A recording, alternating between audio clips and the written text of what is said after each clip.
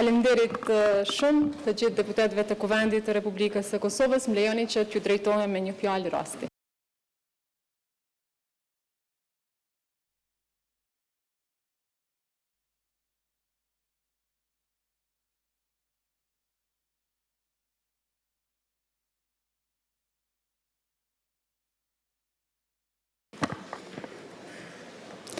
Të dashur qytetarë të Republikës së Kosovës, të nderuar deputet të Kuvendit të Republikës së Kosovës, të nderuar shkëlqësi ambasador, të gjithë të tjerë të pranishëm në këtë seancë konstituive, si dhe ju media që po e përcjellni këtë seancë.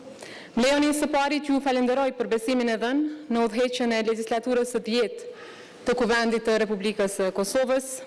Sot e marr këtë detyrë me vedije të plotë për peshën kushtetuese që ajo mbart dhe me respekt të thellë për vullnetin e qytetarëve që na kanë sjellë këtu. Dhe këtë besim do ta nderoj me punë të përditshme, me transparencë, por po ashtu edhe me përkushtim të plotë. Të qenit në krye të Kuvendit do të thotë të shërbesh Republikës, rendi demokratik dhe besimit publik. Kuvendi është shtëpia politike e të gjithë qytetarëve tanë, edhe atyre që pajtojnë me ne, edhe atyre që mendojnë ndryshe, sepse shteti ju shërben të gjithëve. Detyra ime do të jetë të siguroj që Kuvendi të funksionojë me dinjitet, transparencë dhe me respekt të ndërsjellë, në përputhje të plotë me kushtetutën, ligjet dhe praktikat më të mira parlamentare.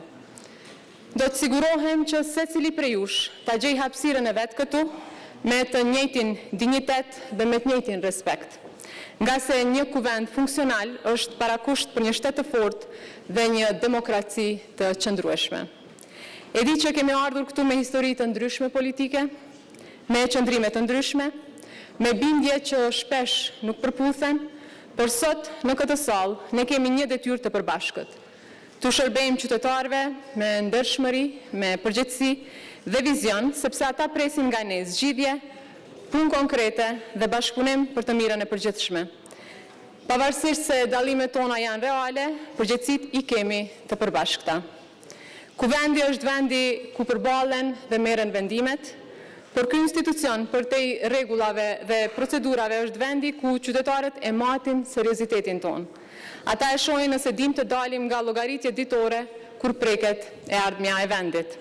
Prandaj ju ftoj që debatet t'i zhvillojmë me argumente, kritikat t'i shoqërojmë me përgjegjësi dhe dallimet t'i mbajmë brenda respektit të ndërsjellë.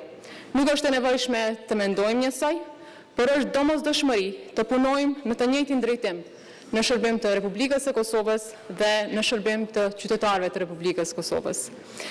Ne sot debatojmë lirshëm në këtë sallë fal sakrificës së madhe të popullit tonë për liri, përfshir luftën çlirimtare të ushtrisë çlirimtare të Kosovës dhe kontributin e madh të grave dhe burrave që dhanë gjithçka për vendin.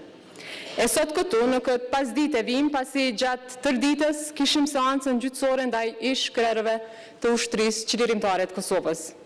Historia e popullit shqiptar të Kosovës është e qartë dhe është e drejtë.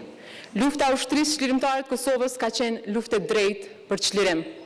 Dihet kush ka qenë agresori, dihet kush ka bërë krime në vendin ton, ato janë të regjistruara dhe të dëshmuara nga bota mbar. Ato krime janë kryer nga Serbia, e cila kur asnjëherë nuk u përball me drejtësinë në mënyrë serioze. Përkundrazi, kriminalët e luftës u ricikluan në pushtet e u amnistuan. Ne presim që ish-krerët e UÇK-s të kthehen sa më parë në vend dhe tek familjet e tyre, dhe që këto orvatje të prokurorisë të marrin fund sa më parë. Për këtë duhet jemi bashkë. Prandaj të dashur deputet, në veçanti për çështjet që prekin interesin kombëtar, duhet të flasim me zë të qartë e të kemi qëndrim të përbashkët, me zotimin se kjo republik ka institucione që i dalin zot edhe në momentet më të vështira. Të nderuar deputet, ju siguroj se detyrën e kryetares së Kuvendit do ta ushtroj me panshmëri, integritet dhe përkushtim të plot institucional. Dera ime do t'jetë e hapur për çdo deputet që sjell ide, kritik apo propozim që e forcon një kuvend funksional dhe një republik moderne. Juftoj që dallimet tona politike t'i kthejmë në energji që na shtyn përpara për t'u përballur me përgjegjësitë e mëdha që na presin. Kosova e meriton një kuvend që punon me dinjitet dhe përgjegjësi, qytetarët meritojnë një politik që i dëgjon, që vepron dhe që e mban fjalën. Kjo është puna që na pret dhe këtë standard do ta ndjek secilën ditë të këtij mandati. Le ta shfrytëzojmë pra këtë mandat për të ndërtuar besim, për të forcuar institucionet dhe për ta quar vendin përpara. Le ta mbajmë këtë shtëpi politike të hapur dhe të drejtë për secilin që hyn këtu, sepse ky është thelbi i demokracisë. Në këtë frymë ju falenderoj për besimin dhe ju uroj punime të mbara kësaj legjislature, gjithnjë në shërbim të Republikës së Kosovës dhe të qytetarëve tanë. Faleminderit shumë.